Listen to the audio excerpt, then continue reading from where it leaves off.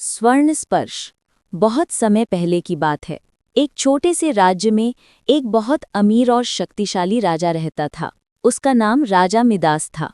उसके पास सब कुछ था, सुंदर महल, कीमती कपड़े और विशाल बाग बगीचे जिनमें मीठे मीठे फल लगते थे। लेकिन फिर भी वो खुश नहीं था। उसे सबसे ज्यादा लालच था सोने का।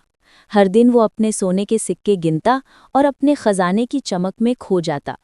लेकिन जितना उसके पास होता उतनी ही उसकी इच्छा बढ़ती जाती। एक दिन जब वो अपने खजाने में बैठा हुआ था, तभी अचानक एक अजनबी वृद्ध व्यक्ति उसके सामने प्रकट हुआ। उसके चेहरे पर दया की चमक थी और उसकी आंखों में ज्ञान की रोशनी। वृद्ध ने कहा, राजा मिदास, तुम्हारे पास तो दुनिया की सारी दौलत है, फिर भी तुम इतने दुखी क्यों हो? राजा बोला, मैं सबसे अमीर आदमी बनना चाहता हूँ। अगर मेरे स्पर्श से हर चीज सोने में बदल जाए तो मैं सबसे खुश व्यक्ति हो जाऊंगा। वृद्ध मुस्कुराया और बोला, क्या तुम सच में यही चाहते हो? राजा उत्साह से कहा, हाँ, यही मेरी सबसे बड़ी इच्छा है। वृद्ध ने कहा, ठीक है, कल सुबह से तुम्हारे स्पर्श से हर वस्तु सोने की बन जाएगी। इतना कहकर वो अदृश्य हो गया। अगली सुबह जब राजा मिदास जागा तो उसने जांचने के लिए अपने बिस्तर को छुआ। देखते ही देखते वो सोने का बन गया। राजा खुशी से झूम उठा।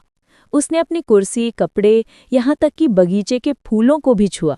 सब कुछ सोने में बदल गया। वाह, अब मैं सच में सबसे अमीर आदमी हूँ, राजा ने गर्व से कहा। लेकिन जब वो नाश्ता करने बैठा तो जैसे ही उसने रोटी को छुआ वो सोने की बन गई। फल और पानी भी सोने में बदल गए। अब वो कुछ खाया पी नहीं सकता था। तभी उसकी प्यारी बेटी भागती हुई आई और पिता से लिपट गई।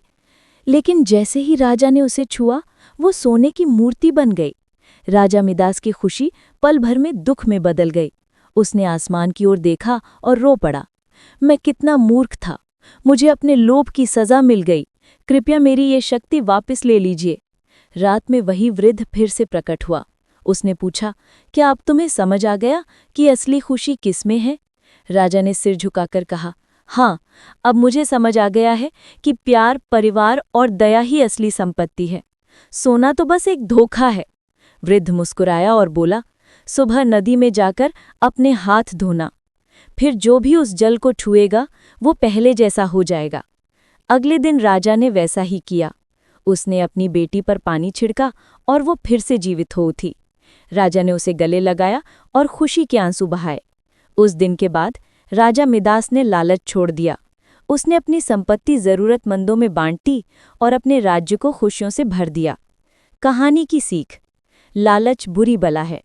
असली सुख धन या सोने में नहीं, बल्कि प्यार, दया और संतोष में है।